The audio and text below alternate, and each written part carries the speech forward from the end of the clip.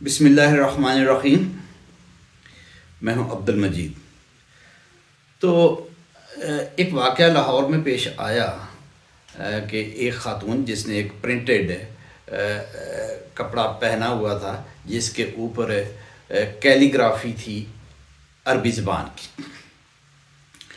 तो कुछ लोगों ने जहालत में ये समझा कि ये कुरान करीम की आयत इसके ऊपर प्रिंटेड है कपड़े के ऊपर, और ये ख़ातून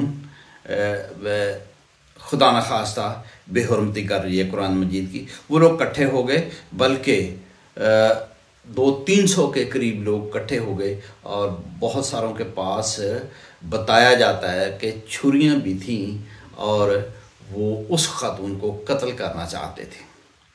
वो ख़ातून एक शॉप के अंदर एंटर होगी, उस शॉपकीपर ने फिर उसे प्रोटेक्ट किया और 15 पे कॉल की और पुलिस पहुंच गई। और एक यंग एएसपी जो थी, उन्होंने अपनी जान हथेली पे रख के, जान का रिस्क लेके उस ख़ातून को वहाँ से रेस्क्यू किया। तो हमें जितना हो सके अप्रिशिएट करना चाहिए उस नौजवान एएसपी को, बल्कि उलमा कराम अप्रिशिएट कर भी रहे हैं, और ज़्यादा अप्रिशिएट करना चाहिए। और प्राइवेट सेक्टर को भी मैं समझता हूँ कि आगे आके और उलमा को भी इस ऑफिसर को अवार्ड्स देने चाहिए, और जो है फाइनेंशियली भी इसको सपोर्ट करना चाहिए जिसने इतना बड़ा रिस्क लिया।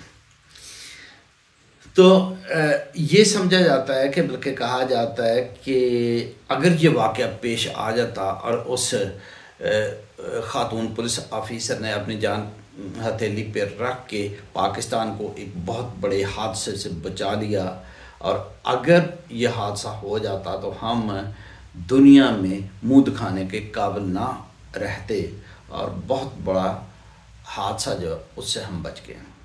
लेकिन मैं कहता हूँ कि ठीक है, उस बड़े हादसे से तो बच गए हम, लेकिन बहुत बड़ा डैमेज पाकिस्तान को हो चुका है। दुनिया पर जो इमेज हमारा था वो ख़राब हो गया, और जब आपका इमेज ख़राब होता है तो आपके जो एक्सटर्नल अफेयर्स हैं उन पे हर्फ आता है, आपका इमेज ख़राब होता है तो आप मुआशी लिहाज से डैमेज पहुंचता है, पॉलिटिकल लिहाज से डैमेज पहुंचता है, इंटरनेशनल रिलेशंस ख़राब होते हैं। लेकिन मैं बाकी डैमेजेस की बात नहीं करता, मैं सिर्फ करना चाहता हूं कि इकनॉमिक डैमेजेस किस किस्म के हुए इस वाक़े के बाद। तो इकनॉमिक डैमेज एक तो ये हुआ कि हमारी जो बैरूनी सरमायाकारी है, यदि फ़ॉरेन से इन्वेस्टर जो आ गए यहाँ पे कारखाने लगाते हैं, बिजनेस करते हैं, लोगों को एम्प्लॉयमेंट देते हैं और हुकूमत को रेवेन्यू देते हैं, वो यहाँ आने से पहले अब 100 बार सोचेंगे। वो मुस्तक़बिल करीब में पाकिस्तान में आने का फ़ैसला नहीं करेंगे, बल्कि अपनी इन्वेस्टमेंट का रुख दूसरे ममालिक, इंडिया, मिडल ईस्ट, बांग्लादेश या श्रीलंका की तरफ कर लेंगे। तो हमें बिलियन डॉलर्स का नुकसान हो चुका है इस वाक़े के बाद। फिर इस वाक़े ने हमें हमारी एक्सपोर्ट्स को बहुत बड़ा डैमेज पहुंचाया है। वो कैसे कि देखें, जो एक्सपोर्टर होता है हमारा, उससे राब्ते के लिए इम्पोर्टर्स ट्रैवल करके पाकिस्तान आता है, तो जहाँ पे प्रोडक्शन हो रही होती है उस प्रोडक्शन की सिचुएशन को देखता है, कैपेसिटी को देखता है कि ये लोग हमारे ऑर्डर को पूरा कर पाएंगे कि नहीं। तो अब हमारा जो इम्पोर्टर है फ़ॉरेन से, यूके से, यूएसए से, दुबई से, वो ट्रैवल करने में बहुत ज़्यादा हिचकिचाहट महसूस करेगा।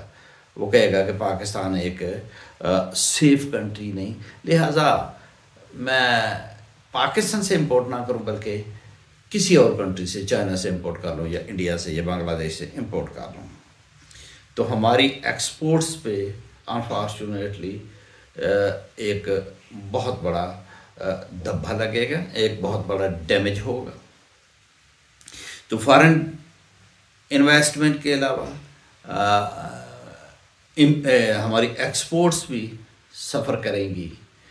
फिर इन एक्सपोर्ट्स के अलावा हमारा जो डोमेस्टिक इन्वेस्टर है, जो पाकिस्तानी और जो पाकिस्तान के अंदर बिजनेस करता है, जो सरमायाकारी करता है, फैक्ट्री लगाता है और लोगों को रोज़गार मुहैया करता है और इकनॉमिक एक्टिविटी को जो कायम रखता है बल्कि बूस्ट अप करता है, वो भी सोच रहा होगा यकीनन कि इधर इन्वेस्टमेंट अपने मुल्क में नहीं करनी चाहिए, बल्कि मेरी इन्वेस्टमेंट की डायरेक्शन आप बांग्लादेश, दुबई या दूसरे किसी भी मुल्क की तरफ होनी चाहिए। तो ये एक तीसरा डैमेज जो है पाकिस्तान की इकानमी को हो गया। तो ये मैंने 3 डैमेजेस जो पाकिस्तान की इकानमी को इस वाक़े से हुए वो गिनवाए। इसके अलावा बेशुमार डैमेजेस की एक लिस्ट बनाई जा सकती है। तो अब करना क्या चाहिए?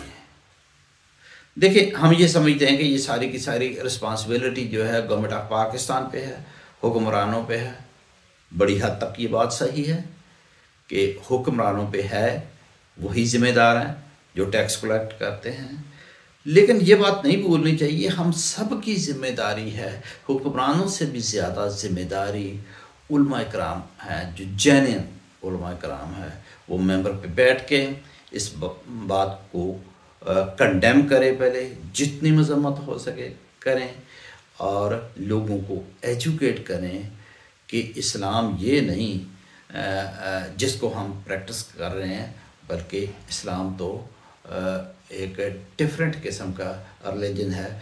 तो जो सही चेहरा है वो पोर्ट्रे करें। ये उलमा और मशाइख, ये दोनों का काम है। फिर असातिज़ा का भी ये काम है कि वो अपने क्लास में फ़िज़िक्स, केमिस्ट्री, ज़ूलॉजी, मैथ और इकोनॉमिक्स नहीं, बल्कि अपने स्टूडेंट्स को ये भी बताएं कि ट्रू इस्लाम जो है उसका चेहरा क्या है। ये बहुत भारी ज़िम्मेदारी असातिज़ा, खा वो प्राइवेट सेक्टर में है, खा पब्लिक सेक्टर में है, स्कूल में है, ये कॉलेज में है या यूनिवर्सिटी में है, ये उन पे भारी ज़िम्मेदारी आयद होती है। Thank you very much. अल्लाह हाफ़िज़।